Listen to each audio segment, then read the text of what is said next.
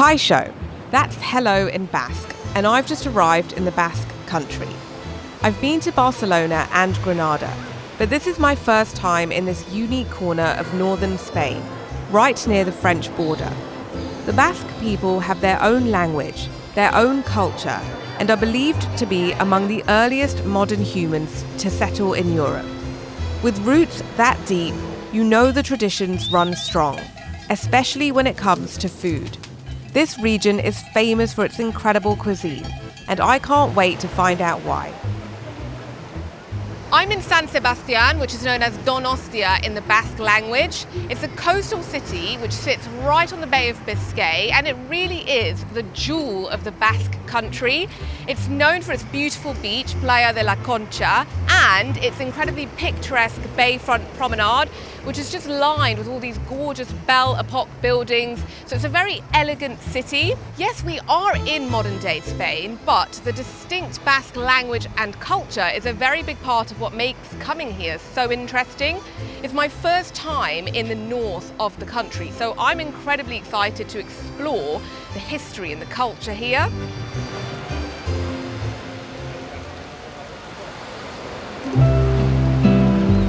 At the far end of the beach, tucked away in the old town, is the San Telmo Museum, housed in a magnificent 16th century building that was once a Dominican convent. It's the oldest museum in the Basque Country, and a great introduction to the unique cultural and historic past of Basque society. The museum was very interesting, and you really understand a lot more about the history of the Basque region. The people are very ancient. They've inhabited this region for thousands of years, and lots of studies have shown that their genetic makeup is distinct to those from surrounding Spanish regions. The language Euskera also has no known links to any other language, so it shows you how far back the history goes. None of the major groups that conquered Europe, like the Romans and the Moors, were able to really subjugate the Basque Country, partly because of the region, a mountainous terrain which was very hard to really penetrate. So the Basque identity is very strong because they've managed to resist being conquered, and they've really preserved their language and their culture. Even today, as part of modern day Spain, it is an autonomous region, which means it's got its own parliament and government, and it is allowed to self-govern. So it's got control over a lot of its affairs. So you'll see here, for example, everything is written in both Basque and Spanish, and most of its citizens are bilingual, so you'll find that they speak both languages. I'm doing something very exciting today. I'm meeting up with a local friend of mine, Gregory. Now, he's lived here for 13 years and he's a chef. So we're going to go on a pintxo bar hopping crawl, and he knows all of the best spots. So I've just messaged him to see where he is. This happens a lot whenever I travel. I often need to connect to a public Wi-Fi source, for example, from the local cafe or bar, or the airport, even my hotel sometimes, in order to communicate with people or just to look things up online or directions. It's a good time to talk about the sponsor of this video. They are Private Internet Access, and their VPN services makes it very easy for me to connect to a public Wi-Fi source and surf the internet in as safe a way as possible. For those of you who aren't familiar with what a VPN is, whenever we connect to the internet from an unprotected device, say my mobile phone or a laptop or a tablet, we are transmitting a lot of information into the open web before it even reaches the website that we want it to. And this means that our private information, like our passwords or keystrokes and photos, are vulnerable to being stolen by data hackers. So to mitigate this security risk, I use Private Internet Access's VPN services, which hides my IP address. So think about your IP address as sort of your home address. You wouldn't really give that out to strangers, would you? So it safeguards my internet connection through an encrypted tunnel, which basically shields my private data from being accessed by potential data hackers.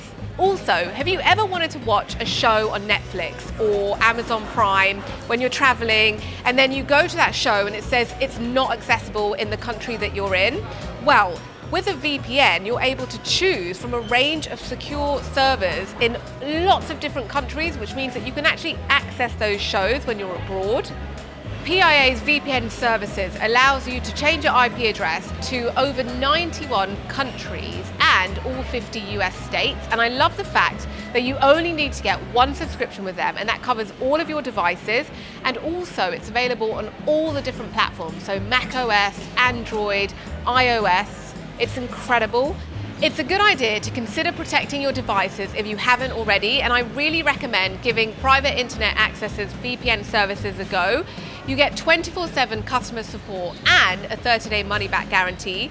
What's more, if you sign up using the link in my description below, you get a huge 83% discount when you sign up for the 2-year subscription, plus 4 months completely free.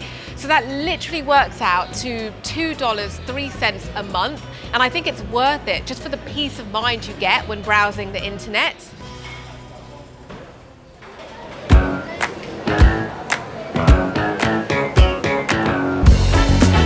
So is what we're doing, pintxo, bar crawl, hopping, is this a very kind of local pintxo hunting? Yeah, thing? It is, yeah. They call it a poteo, which basically means, in Basque, it basically translates to round of drinks. Usually what you do is get a group of 5, maybe 6 friends together. Yeah.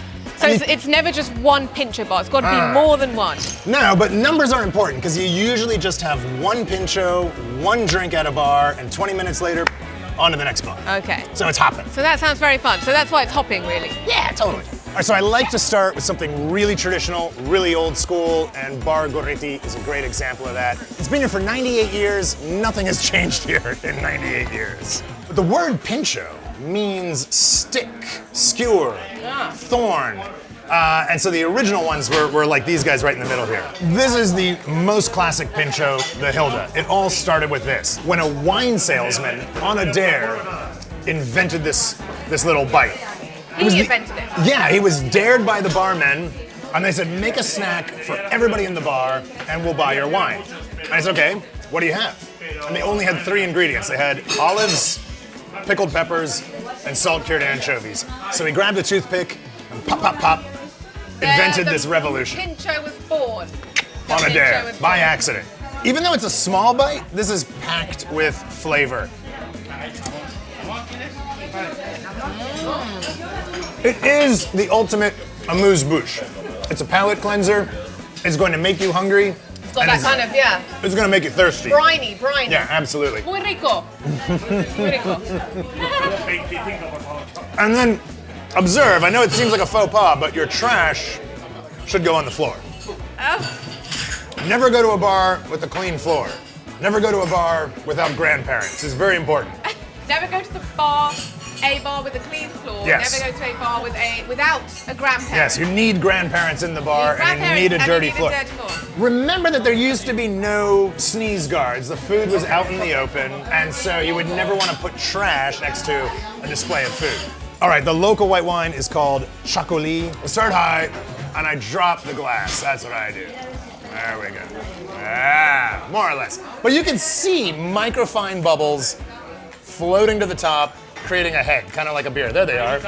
There's a tiny bit of CO2. Back in the old days. To it.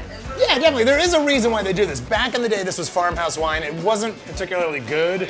And so this is a forced decant. You're decanting the wine and you're releasing the CO2. My buddy Xavi here always makes fun of the way I pour it, though. Oh, he's the master. He's the master. Should we have the master show us how he does it? Wow. That's really impressive. Primer run for you, my dear. Muchas gracias. That's really. Here, the easiest word in Basque is cheers. It's chopa. Chopa. T-O-P-A. Chopa. Topa. Chopa. Topa. Chin chin. Oh, me scared. I don't think I can puedo hacerlo desde tan alto. Tranquila. Y caerá bien. It's not that easy. Ahí, así. Puedo empezar desde acá y. Un momento. ¡Ah! Tranquila. Muy bien. Ay, Muy no. bien. Un desastre. Ah, eso no. It was terrible. Está bien. Muy bien. ¿Sí? ¿Está Masterclass. bien? Un poquito de lo que estás buscando, ¿no?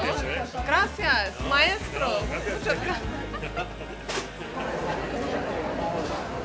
So, how long have you been living living in San Sebastián? Nearly 13 years. 13 Yeah, years. I love And it. why did you decide this would be your new home? It was the food and the drink. And I'm a little bit food obsessed myself. You know, I used to be a chef. I was. Yeah, of course. Yeah, Right? not the easiest place to break into. Basque society's a little bit tight, you know, Yeah. but for some weird reason, they love the mustache. And, and I love them. And now you're like an honorary Basque. Yeah, I'm what you would call a Berria Euskaldun. I'm a new Basque speaker. This is, it's hard to pronounce, BERTAKOTEKA. BERTAKOTEKA. Yeah, the library of local. Nice. Everything here is hyper local. So very important to look for the chalkboards. Almost every bar has a chalkboard. These are the hot pintxos, specialties of the house, cooked a la minute. Nice. So here we've got a classic cold pintxos from the bar. We have their version of a pulpo gallego, a little bit of aioli, hard-boiled egg, a vinegar-cured anchovy, a boqueron. No, it's not easy. It's a big bite. They're This is small, but they're big. delicious. It is delicious. We have an overabundance of fresh product. We're in a vortex. We're in a place kissed by God, if you believe in God. I believe in food. Check this out, man. This thing is jiggling. I love a good jiggle. Isn't that wild? delicious. This is potato puree with a sous vide egg, and then we have minced chistorra sausage, a wonderful local sausage. This is very interesting because I feel like a lot of people wouldn't necessarily think that a pintxo could come in the form of a little dish. So you're thinking like, oh, pintxos should be on bread. Nah, pintxos should only be on sticks. Fine, but yes, this is a pintxo, right? This is a pintxo. Yeah. Just like more of like a high-end, posher pintxo. Absolutely, there you go. Oh, you can see the egg yolk here. Just Oh, look you at got that. it. Looks fantastic.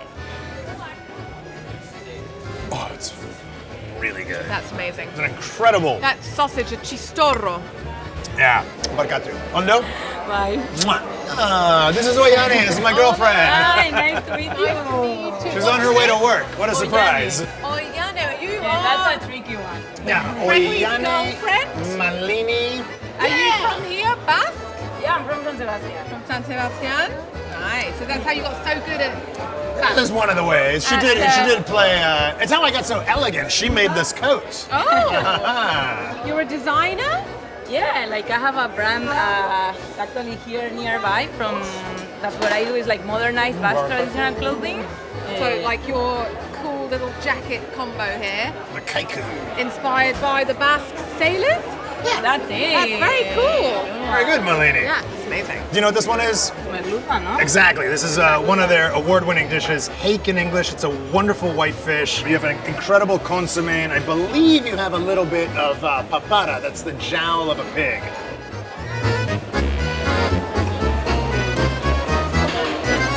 Very good. That's delicious. Hake's a winner.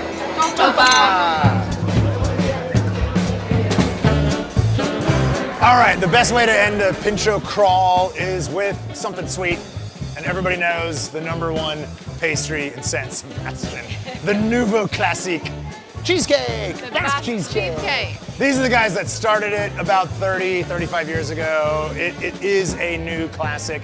It is very unique. Wow. Ta-da! Wow, look I at know. that. And that is one slice. It's a double. Oh my gosh. So And we this got is- lucky because we got the corazon. See this Yeah, little that's this little the extra best bit? part. This is the best part. And it's from the very center of the cheesecake, so it's barely set. It's still jiggling. Jiggle. Okay, let's Jiggle get it. the jigger. All right, let's have a little taste we all go. of the famous Basque cheesecake. Dun dun dun. I'm just gonna watch you go first. That is amazing. Oh my gosh. There's something to it. I mean, it's very unusual. Whoa. The texture. It's so sweet and it's so spongy and soft.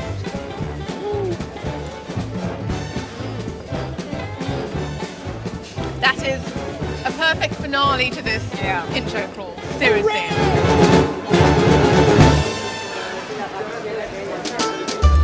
I am loving the Basque Country. And that reminds me, don't forget to check out my YouTube memberships because you get access to a whole load of extra videos, personal Q&As with me where I answer all your questions like where I'm from, how I got started with content creation, and exclusive videos with unseen locations.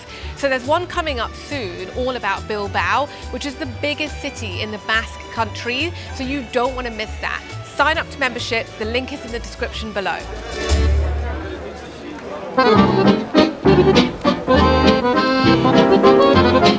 San Sebastián's beautiful La Concha beach is just outside the old town, and it's the perfect place to relax and unwind after a long afternoon of pintxo bar hopping.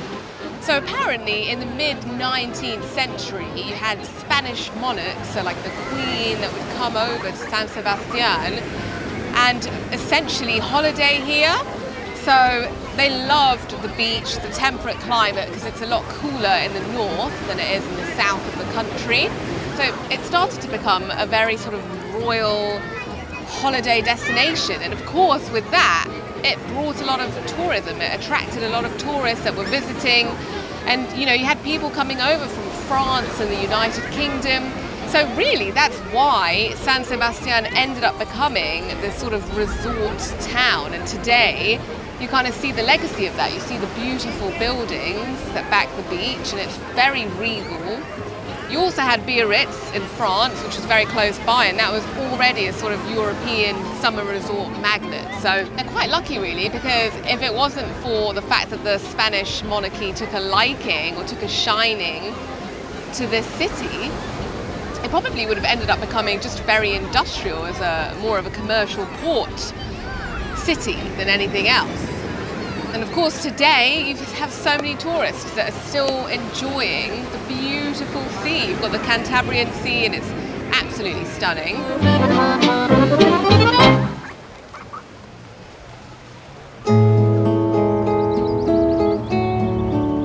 The Basque Country is blessed with a bounty of natural high-quality produce which tell the story of this land and its people. I'm heading outside of San Sebastián with my local friend John to learn all about the region's most iconic products.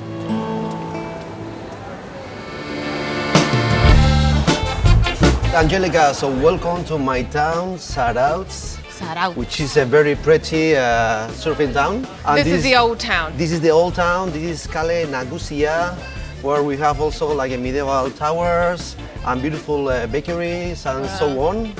And also just right here, this is my temple. Apart from the cathedrals are in the cities, but this is even better, okay? So everything we are producing here in the hills, because here there are hills and mountains, there is not like a big space to grow a lot. So everything we are growing, we are selling in the markets. Yeah. All of these farmers are local from this village, and they are just bringing their produce every day. So they're just growing everything in their farm? Exactly. Wow. Exactly. But all of this now is in season, okay? But the most popular are the peppers. Also Guernica peppers are similar to Padron style. Yeah? And also the tomatoes are the queens of the market right now. And the tomatoes are super tasty, juicy, meaty, super flavorful, with a touch of sweetness. It's amazing. This is where you get your fish. Oh yes, so this is my temple. And I tell you, I love coming here and buying fish every 2-3 days because it's the freshest. It's just port to here. Wow. And it's coming from Getaria and Pasajes, that these are the biggest ports. Yeah, the Basque people, they're very proud of their produce. Yes, it is very, very important.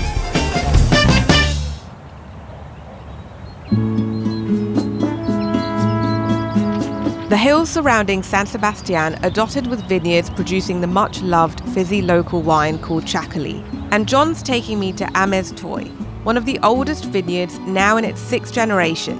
They've been producing wine for over 100 years. The views from here are just amazing, really amazing. So this is the Amistoi TXAKOLI winery. Yeah. And you are the 6th generation? I'm supposed to be a 6th generation, yeah. Yeah? What's your name? My name is Swite. Swite. Yeah, it's quite difficult. So TXAKOLI is a very big part of the culture, the Basque culture.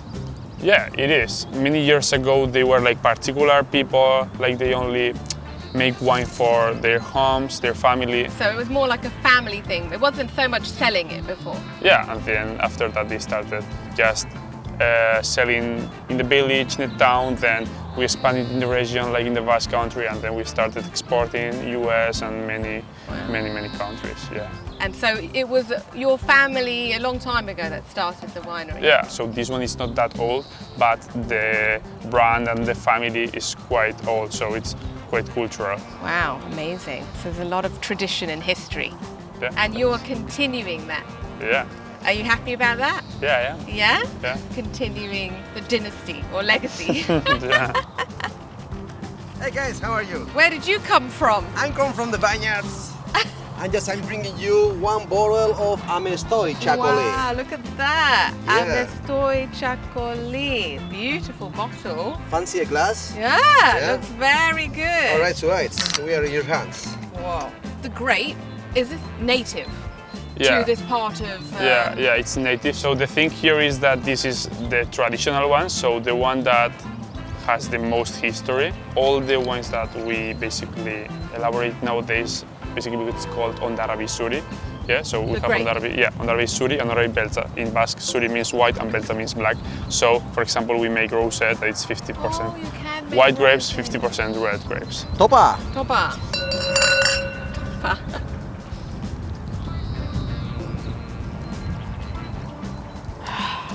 Very nice. It's light and refreshing, I like that. Yeah, it is. That's the point of the TXAKOLI a little bit. Yeah. To not be like that many alcohol level, so it has a bit of acidity point also and a bit of bubbles, so it's quite refreshing. So when you were growing up, were you indoctrinated into the world of TXAKOLI from a kid? Yeah, a bit, a little bit, yeah. He will be one of the kings of the TXAKOLI. What do you think makes the Basque culture so unique? Is this the people at the end and the unique language that is making this unique? Yeah. At the end, the culture comes from tradition and long time. Yeah. And then the people is just conserving that, and that is important. It's in our hands.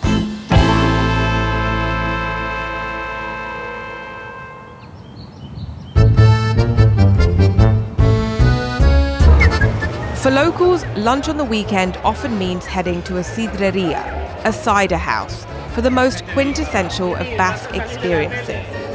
Cider houses have been around in one shape or form since the 11th century, and it's estimated that there are over 500 varieties of local apples used in its production. Now, if you thought the TXAKOLI highball was extravagant, wait until you visit a cider house. Locals have this fun tradition where they shout "George" and quickly take it in turns to fill up their glasses straight from the barrel. The trick is to be quick to avoid it spilling on the floor, and only fill up your glass with a small amount, so there are plenty of rounds. George! Yeah, George! Satu. Hoy de qué tal.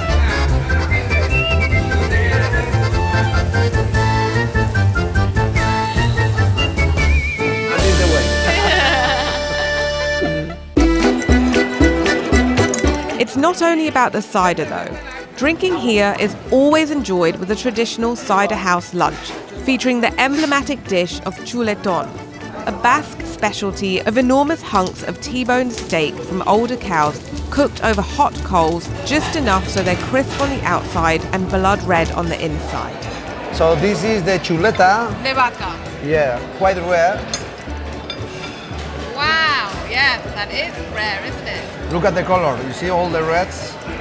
It is more cooked and then quite rare in the This middle. is how it has to be cooked, right? Exactly, This is the way to cook it. Oh, so good. That's an amazing piece of meat.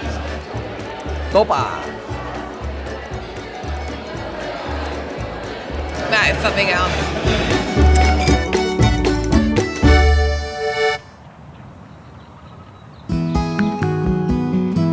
The interior of the Basque Country is the heart of the region's farming life. This is where the Basque people's deep agricultural roots come to life with centuries-old traditions like the production of the famous Idiazabal cheese. John's brought me to meet a shepherd, But he's not your typical idea of a traditional shepherd. This one's also a trail runner. It's a reminder that while the lifestyle has modernized, the dedication to craft and traditions still runs deep in these parts. Aquí tenemos el queso Idiazabal. Es un queso que se hace con la oveja lacha, que es la raza autóctona del País Vasco. Como veis, aquí hay unas que son cara negra y otras cara rubia. ¿Y lo máximo que puede ser? No tiene un máximo. Entonces, cuanto más viejo, va a ser más picante, más fuerte el queso. Se recomienda comerlo en un año y medio. Un año y medio. Sí. ¿Cuánto tiempo llevas produciendo queso? Casi 30 años. Y me imagino que es muy difícil, ¿no? ¿Por qué lo haces todavía, después de tantos años? Pues porque desde pequeño he estado trabajando en esto y porque me gusta. Sí. Es muy difícil, porque no hay ni domingos ni días festivos, todos los días, se trabaja todos los días. Ahora en verano un poco menos, estamos más tranquilos porque las ovejas están fuera o en la sierra, pero al final tú eres dueño de ti mismo y nadie te manda, entonces, bueno. Es algo especial en la cultura vasca. Sí, cada vez hay menos, pero bueno, todavía aguantamos algo, ¿no? Todavía estás extendiendo esa tradición, sí, que es muy especial, sí. ¿No? De hacer este queso. Sí. Yeah. So that's more mature. El olor que tiene es más fuerte que... Oh my gosh. Este tiene menos, este igual tendrá... Este tiene menos. Este es más fuerte. Esto es más fuerte. Sí. Esto es más tiempo. Sí, tiene 6 meses, 4 meses. Smells amazing. Let's say that this is the mildest one, but also it's very tasty, very creamy. Eskerrik asko, Josu. Eskerrik asko. Very creamy, Está suave. Suave. Sí. It's soft. Y este queso, otro, tiene 6 meses. 6 meses. 6 meses. That smells good. Yeah, very aromatic. Oh, Es más... I much prefer this one. Más fuerte. Sí. Eskerrik asko, Josu. Very delicious.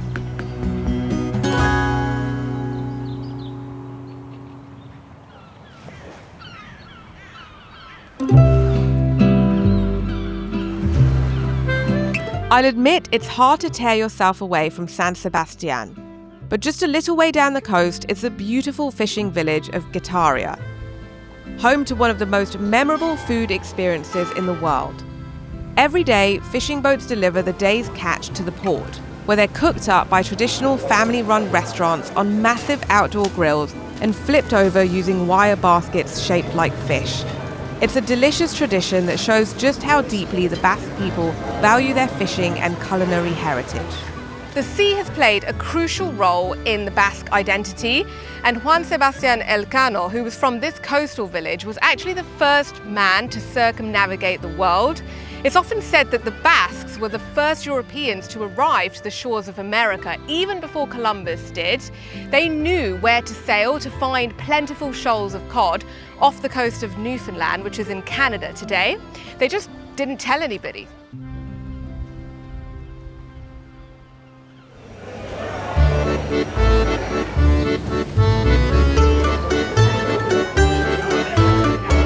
Back in the days, the Basque fishermen, they would go out to sea.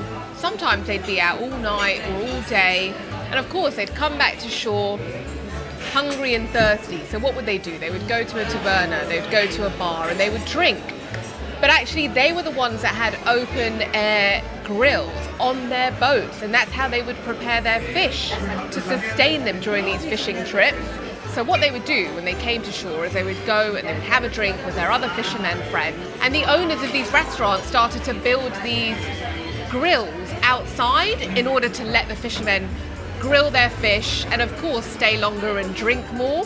So that's how the tradition really took off, of this open air grilling that you see so much in the village of Getaria, because it is primarily a fishing village.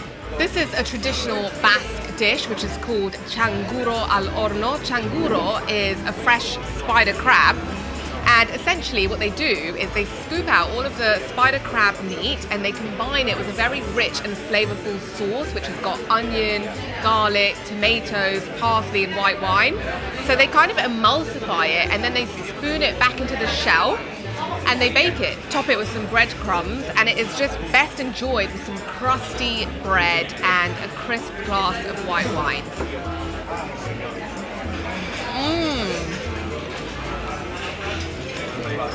That is delicious. It's almost become like a soup, and you've got the real freshness of the crab combined with some of those gorgeous ingredients like garlic and parsley. It's a really, really nice dish. At the end of the day, the Basque cuisine, it's simple. It's taking fresh ingredients, fresh produce like fish, and just cooking it. This one is just cooked in a very nice emulsion of olive oil, garlic, parsley, the local guindilla peppers, and it looks fantastic.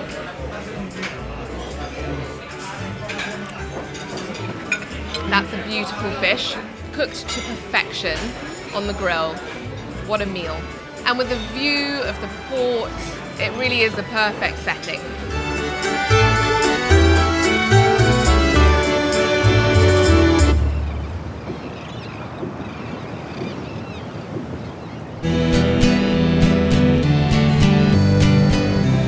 Perhaps the most special long-standing Basque tradition is that of the CHOEKO.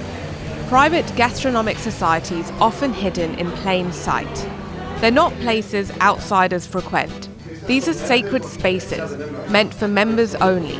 And I'm very lucky to have been invited to one which is nearly 100 years old. There are over 1,000 of them across the region. Born from a time when men, and only men back then, needed somewhere outside the home to gather, cook, share a meal, and to simply be together.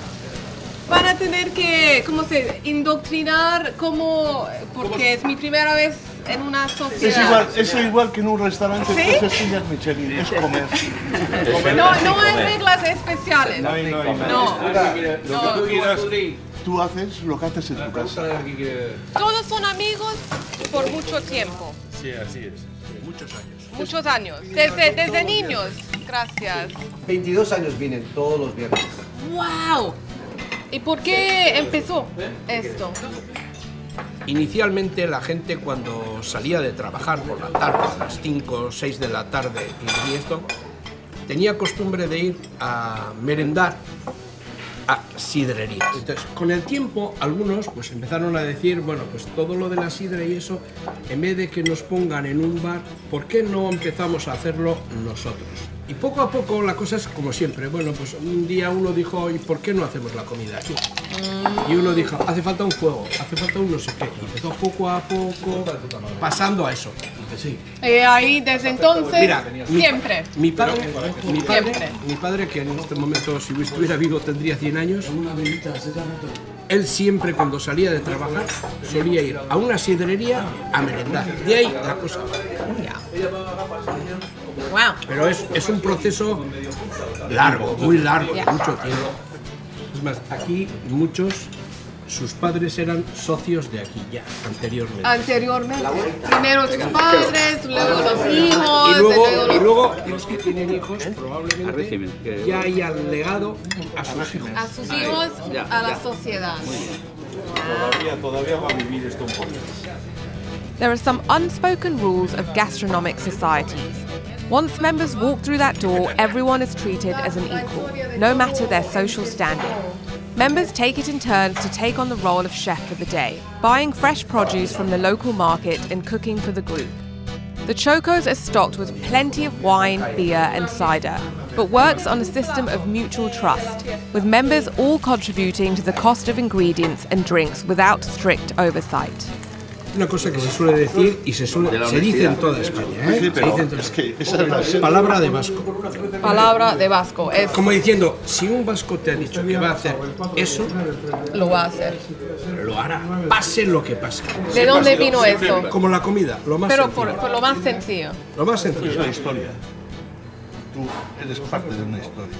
Tú vives de una historia. Te han enseñado una historia y tú sigues Es la historia Es la historia. de los Pero vascos. hoy en día está mucho más mezclada, obviamente, con el resto del mundo. No cabe la menor duda, pero partimos de otra cosa. Yeah. I feel blessed to have been able to witness such a special tradition. Chokos are places where one witnesses that deep sense of community that defines Basque society. It's not just about the food, it's about belonging.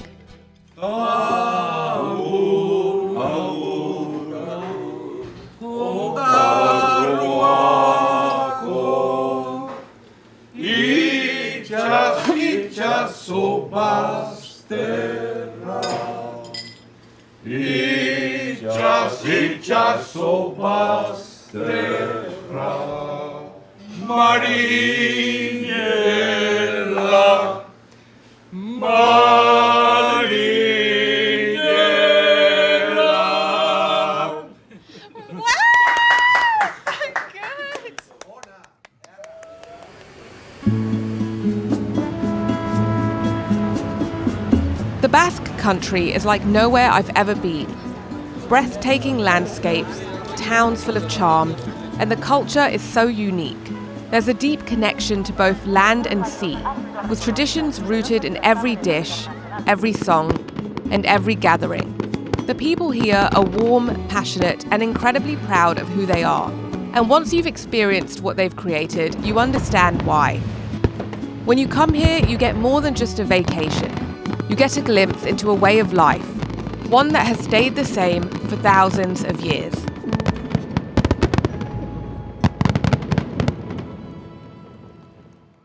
I just want to say a quick thank you to Private Internet Access for sponsoring this video.